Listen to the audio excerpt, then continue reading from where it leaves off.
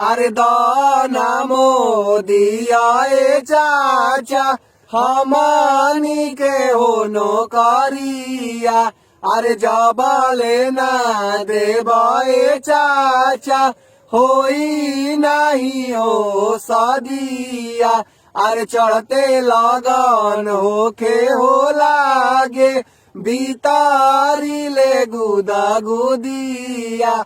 अरे दाना मोदी आए चाचा हमनी के हो नौकरिया। अगुआ ससुरा तकबो ना करे हमनी के हो दुआरिया। नौकरी कईल बाटे जरूरी भले बाउर बासुरतिया। देखते बाबू देबेले गारी दौरस लेके हो लठिया। अरे खाइल पियल भइल बादुलम रोअत बीते हो रातिया। अरे दाना मोदी आए चाचा हमनी के हो नौकरिया। चाचा हो नीतीश हो चाचा बुझेला ना हो दरदिया। रोजे ताना मारेला सभे हिता नाता औरी गोतिया। अरे लागता बेकारे हो गईल कईल सब हो तैयारिया।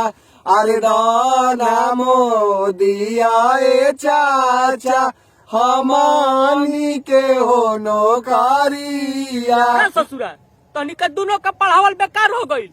हमार माँ पैसा नली में बिका गईल बा। का पढ़तला सतना दिन रे? पापा जी रोजगार के पढ़ाई से कोनो मतलब नहीं खे। आज जौन अनपढ़ बा ओकरे पास रोजगार बा, आ जे पढ़ल लिखल बा उ बेरोजगार बा। देख ली अनपढ़वा नेता बन के कैसे पैसा पीटत तारे स, हमनी पढ़ाकू लइका प्याज छिलता लो। अरे तब तो तहनी जैसन ढेर लइका बेरोजगार हो गईल होई है ना बेटा? पापा जी हाँ एकरा से कोनो मतलब नहीं खे आ कोनो फर्क नहीं खे पड़त कि देश में कितना युवा बेरोजगार बा। काहे कि हमनी के मोदी चाचा के ऐसा ही चलत सरकार बा। हाँ ए मोदी चाचा हई बेरोजगारी के दर्द तारा के कैसे समझाई जाहो। तू बस अतने समझ जा कि अब हितैयो नतई जाए में लाज लगता मर्दे। हितैयो जाता नहीं जाता ससुरा मीठा पानी से पहले पूछा तेरे से कि का बबुआ के नौकरी भइल। चुप रहो बेटा चुप रहो। आज ने तो कल सरकार तो हम लोग के सरकारी नौकरी दी। सरकारी नौकरी हो गईल बा उठ के मुंह में जीरा। आ खोजल बड़ी मुश्किल बा ए पापा जी कोयला के खान में हीरा। एयरफोर्स का नौकरी ले लो बेटा, ना तो नेवियो का नौकरी ठीक है बा। देश के सेवा करे खातिर कुल ठीक बाड़ी से नौकरी जम के मेहनत करल तो दोनों जना हमर लइका बोलो। अरे जम के तैयारी तो कैले बनी जाए पापा जी, लेकिन कोनो वैकेंसी आवे तब तो।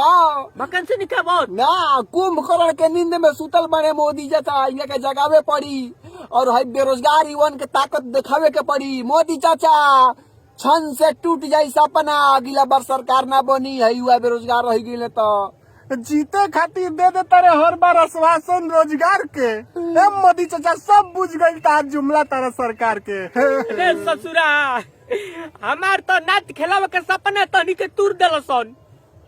हमर मोय कमाई ना जाने कौन बिल्ली में हुर देलसन। अरे रोई मत पापा जी, अपन लठी लपिटा के मर जाई का रे? ना ना ना नौकरी मिलता ना छोकरी। आज जौन पढ़ल लिखल डिग्री बा ओकर बनावे जा टोकरी, वही में बेचब जा खीरा और ककरी। काहे कि अब कोनो लड़की करी ना हमनी से शादी, काहे कि उम्र हो गई बा हमनी के आधी। बबुआ 1 साल में तहनी को नौकरी ना लागल तो यही लाठी से मारी के धमरू बना दे। तहनी के हम चैलेंज दे दिल बानी दोनों के। ना है पापा जी हम जातनी। अरे एगो हमारा बात नहीं का बुझात। हाँ। हई जब इनका नौकरी नहीं कर देवे के मैं बेचत काहे बड़े इनका का? सबके माथा पे उधारी रही, हाँ। जनता पे ही जिम्मेदारी रही। सब रोजगार निजी हो जाई हाँ। और सिर्फ सरकार ही सरकारी रही। छी छी छी छी बबुआ। जाए मोदी चाचा हमनी का जवानिया ले बैठल अब हम जाता नहीं ठीक न हो, अपन ख्याल रखियो से 1 साल तक तनी के दोनों जाता नहीं हमें भेज फिल्म के सब्सक्राइब करे। हाय हाय हाय हाय जवानी। अरे दाना मोदी आए चाचा हमनी के हो नौकरिया, अरे जबा लेना देबाए चाचा होई नहीं हो शादिया।